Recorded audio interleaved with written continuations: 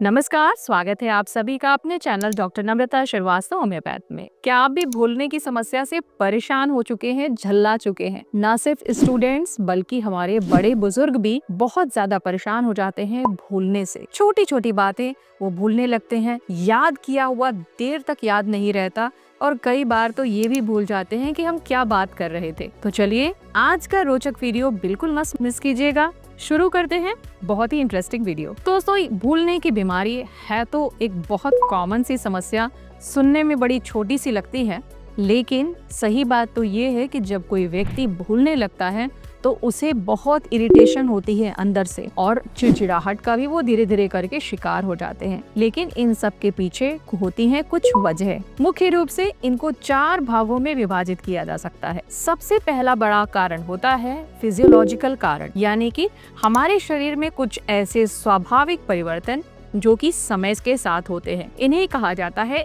Ageing process, यानी कोई व्यक्ति जैसे जैसे उम्र उसकी बढ़ती है उसके बॉडी के जो सेल्स होते हैं, जो न्यूरॉन्स होते हैं, वो कमजोर पड़ने लगते हैं कि जो शक्ति होती है, जो जीवन शक्ति होती है, वो क्षीण होने लगती है और इसी के साथ प्रभावित होती है हमारी याददाश्त। दूसरा जो फिजियोलॉजिकल कारण है वो है बदलते हुए हार्मोन्स। दरअसल थायराइड की बीमारी में मेनोपॉज के समय जब महिलाओं के हार्मोनल फ्लक्चुएशन का जो टाइम आता है, इसके साथ डायबिटीज में जब हार्मोन्स का परिवर्तन होता है, इंसुलिन हार्मोन जो होता है वो बहुत डिस्टर्ब होने लगता है। इन सारी चीजों की वजह से हमारे जो न्यूरॉन्स होते हैं वो डिस्टर्ब हो जाते हैं और उनकी याद रखने की जो क्षमता है, जो कैपेसिटी है, वो कम होने लगती है। दूसरा जो महत्वपूर्ण कारण है याददाश्त की कमी यानी लॉस ऑफ मेमोरी का, वो है न्यूट्रिशनल डेफिशिएंसीज, यानी हमारे भोजन में कुछ महत्वपूर्ण तत्वों की कमी हो जाए, जैसे vitamin B12, vitamin D, vitamin C या अन्य भी जो विटामिन बी ग्रुप के विटामिन हैं, B6 वगैरह,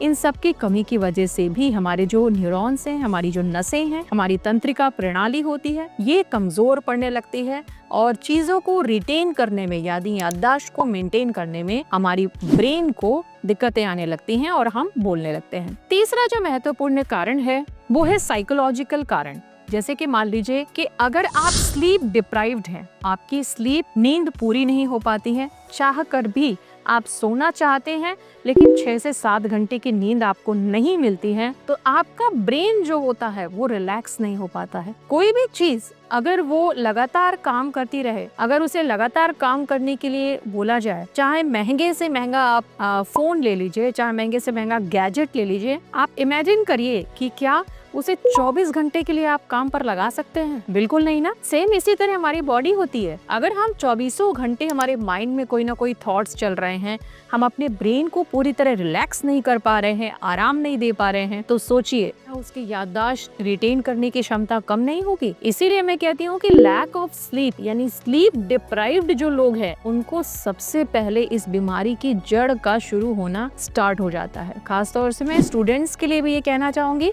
कि अगर आपकी नींद में कमी है, आप सोचते हैं कि हम पढ़ते ही रहें, पढ़ते रहने से लगातार हमको याद होता चला जाएगा, ऐसा बिल्कुल भी नहीं है। आपको अपने ब्रेन को रिलैक्स करने की जरूरत है, उसे बीच बीच में ब्रेक्स देने की जरूरत है। अपने बॉडी को जब आप आराम देते हैं, ब्रेन को आराम देते हैं, तो वही याद की हुई चीजें आपको रिटेन हो जाती हैं। जब हम इस तरीके से कार्य करते हैं कि हमारी स्लीप कम होने लगती है, तो अंदर से हम चिड़चिड़े स्वभाव के होने लगते हैं, इरिटेबल होते हैं, हमारे अंदर स्ट्रेस डेवलप करता है और धीरे धीरे करके जब इस स्ट्रेस को डील नहीं कर पाते हैं तो बहुत सारी कंडीशंस में पेशेंट डिप्रेशन में भी जाने लगते हैं। जी हाँ, साइकोलॉजिकल जो रीजंस होते हैं उसमें एक प्रमुख कारण है नींद का कम होना, स्ट्रेस और डिप्रेशन। अगला जो महत्वपूर्ण कारण है वो है न्यूरोलॉजिकल डिसऑर्डर्स। इसमें सबसे महत्वपूर्ण जो बीमारी है जिसकी वजह से मेमोरी लॉस होता है वो है अल्जाइमर्स डिजीज। अल्जाइमर्स डिजीज में पेशेंट अपने नजदीकी परिजनों को भी नहीं पहचान पाता है, उसको ये भी नहीं याद रहता है कि हमने आधे घंटे पहले खाना खाया था नहीं, और किस रास्ते हमको घर जाना है। जानी पहचानी हुई जो जगह होती हैं वो भी भूलने लगती हैं। बात इतनी बढ़ जाती है कि हाथों और पैरों में कंपन तक होता है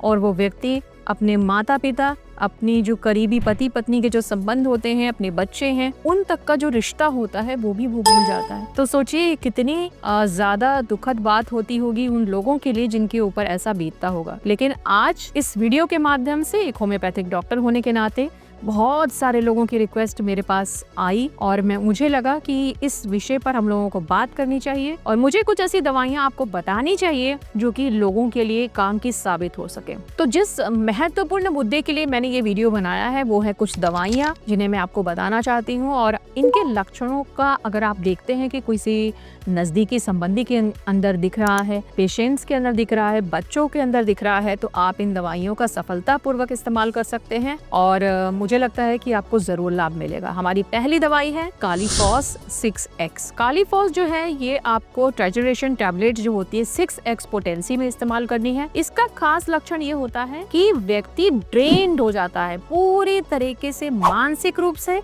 शारीरिक रूप से, खास तौर से मानसिक रूप से ड्रेन, यानी कि पूरी तरह से एनर्जी लॉस हो गया, ब्रेन फैग हो गया। सोचते सोचते सोचते वो व्यक्ति इतना परेशान हो गया कि आज वो स्थिति आ गई कि कुछ भी याद नहीं है, चिड़चिड़े स्वभाव का हो गया है, बहुत ज्यादा अंदर से दुखी रहता है, उदास रहता है, करने का बहुत कुछ मन करता है लेकिन बेचारा कर नहीं पाता है और अंदर से एनर्जी नहीं होती है कि वो अपने काम को कर सके। कभी कभी तो वो हड़बड़ी में पड़ जाता है, नर्वसनेस हो जाती है, हाथों पैर में कंपन टाइप का हो जाता है और चिड़चिड़ाहट का भी शिकार हो जाता है। अजीब अजीब ख्याल मन में आने लगते हैं, जो कुछ भी याद किया हुआ था सब भूल जाता है। तो मुझे लगता है कि कालीफॉस एक बहुत शानदार दवा है इस प्रॉब्लम के लिए, और बच्चों के लिए अगर इस्तेमाल करना है, बच्चों में अगर आप चिड़चिड़ाहट देख रहे हैं, याद करना चाहते हैं, याद नहीं कर पा रहे हैं, कॉन्सेंट्रेशन की कमी है, तो आप इसे 2-2 टैबलेट करके सुबह दोपहर शाम बच्चों को दे सकते हैं। और बड़े बुजुर्ग अगर इसका इस्तेमाल करना चाहते हैं तो 4 टैबलेट करके गुनगुने पानी से 3 बार ले सकते हैं। इसे कम से कम 3 महीने जरूर इस्तेमाल कीजिए। और एक गोल्डन टिप मैं आपको देना चाहूंगी कि कालीफॉस 6X के बीच में आप इंटरकरेंट डोज के रूप में कैलकेरिया फॉस भी ऐड कर लीजिए। कैलकेरिया फॉस 6X भी बहुत कारगर है, खास तौर से अगर बोन्स में कमी आ रही है और हमेशा आपको थकान सुस्ती लगी रहती है, बोन पेन्स होते रहते हैं, तो इंटर करंट मेडिसिन के रूप में कालीफॉस के बीच में कैलकेरिया फॉस भी लिया जा सकता है। खास तौर से बच्चों के लिए मैं ये बात बोल रही हूँ। अगला जो हमारा कॉम्बिनेशन है वो है 2 मेडिसिन का कॉम्बिनेशन, और मुझे लगता है ये कॉम्बिनेशन बेहद कारगर है। पहली हमारी मेडिसिन है बेकोपा मोनेरी, जिसे आम भाषा में ब्राह्मी भी कहा जाता है। ब्राह्मी जिसे हमारी माइंड का सबसे बड़ा रिजुविनेटर कहा जाता है, यानी कि जीवन शक्ति को बढ़ाती है ये औषधि, हमारे ब्रेन की ताकत को बढ़ाती है, हमारे न्यूरॉन्स को मजबूत करती है, नर्व कंडक्शन को बढ़ाती है, मेमोरी रिटेन करने की जो एबिलिटी है हमारी उसको बढ़ाती है। इसलिए ब्राह्मी मदर टिंचर जो होम्योपैथी में बहुत ही अच्छा